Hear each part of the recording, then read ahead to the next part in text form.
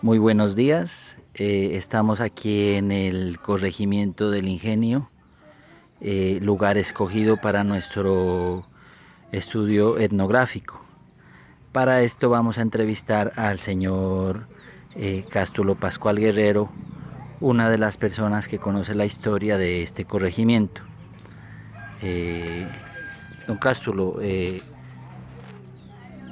buenos días. Buenos días, joven Andrés. Eh, Le vamos a hacer una pequeña entrevista en la cual usted nos va a comentar sobre este territorio. ¿Desde cuándo usted, su familia y en sí la comunidad a la que pertenece viven en este territorio? Yo vivo desde que nací, hace 63 años. Mi familia, pues mis padres y mis ancestros toda la vida han vivido aquí en el corregimiento del Ingenio. Ya. ¿Quiénes fueron los primeros habitantes y cuál era su procedencia? ¿Eran campesinos o todos eran de la ciudad? ¿Si vinieron del campo?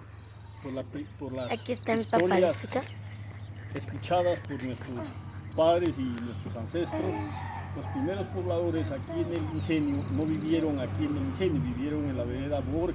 Ellos eran unos españoles campesinos que vinieron y formaron aquí una familia en Borges, por eso la vereda se llama de este nombre. Ellos eran de apellido Borges, se desconocen los nombres de ellos. Ya. En términos de infraestructura, ¿cómo era la construcción de las La casas, don construcción de las Castro? Las casas, calles, habían parques. calles no habían, eran caminos y eran bohíos hechos en paja de caña con madera y las paredes en barro.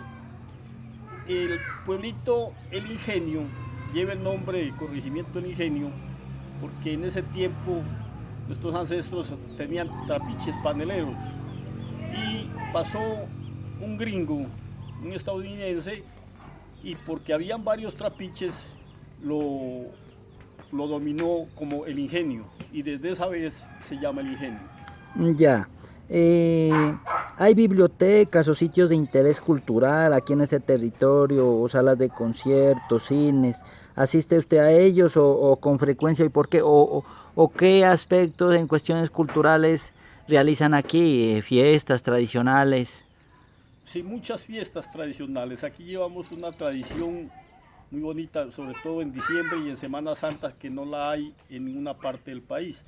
Esto lo han notado nuestros periodistas y la gente que nos visita. Entonces, que es una cosa muy bonita, son tradiciones que no hay en otras partes del país. ¿Conoce usted algunos relatos, cuentos, refranes, coplas o mitos o leyendas? Cuénteme de algo popular, don Cástulo, algo popular aquí que cause mito o leyenda común aquí de esta región.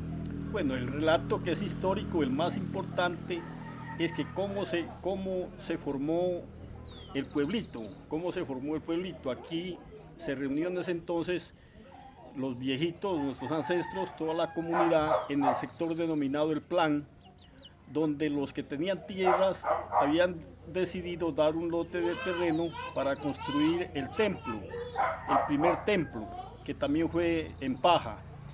Entonces decidieron soltar un gallo fino arriba en el Plan y donde cantara el gallo se construía el templo y se construía el pueblo. Soltaron el gallo en los terrenos de los señores Martínez y el gallito se vino por el camino hacia abajo y llegó a una parte donde cantó y ahí se formó el templo y el pueblito, denominado, llamado El Ingenio, Corregimiento El Ingenio ahora. Ah, ya, ya.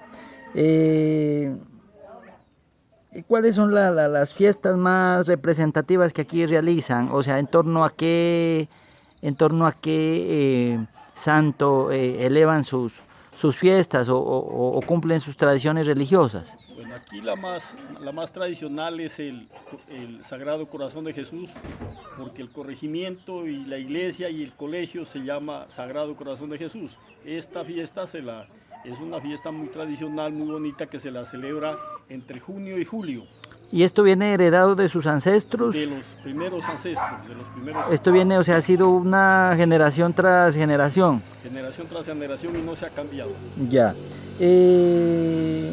Aquí el estrato socioeconómico de su territorio, ¿usted cómo lo clasificaría? O sea, la gente socioeconómicamente, ¿cómo usted la clasificaría? ¿Son gente de escasos recursos o son gente... ¿Cómo la clasificaría usted en ese aspecto? Aquí todos somos pobres, aquí vivimos de la agricultura, del café, de la caña y del plátano, pero pues hay una pobreza porque, pues, por los malos gobiernos, pero pues nos sostenemos con los alimentos, con nuestras huertas caseras y todo esto nos sostenemos y nos alimentamos bien. La educación, ¿cómo la concibe usted aquí en este territorio? O sea, ¿cómo cree que la educación, cómo la ve buena? ¿O qué opina sobre la educación? La educación aquí en el ingenio es regular. ¿Por qué es regular? Porque los colegios, el colegio que tenemos, los profesores parece que no los manifiestan otras cosas a los alumnos, sino que se vuelvan policías y casi la mayoría de gente son policías. Entonces lo considero regular en ese sentido. Ya.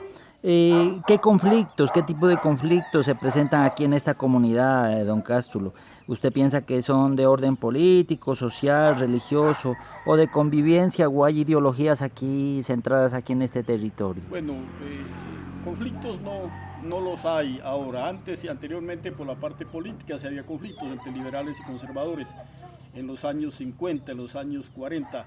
Del 40 para acá, pero ahora no, ahora se vive bien, no hay conflictos, una convivencia sana, la comunidad es muy sana.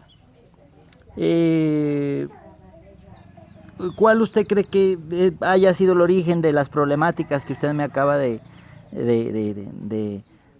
comentar sobre las crisis de los años 40, 50, en los conflictos entre liberales y conservadores? O sea, ¿usted piensa que eso incidió mucho en esa problemática, desencadenó algún problema sociocultural aquí en este territorio? Sí, eso era difícil.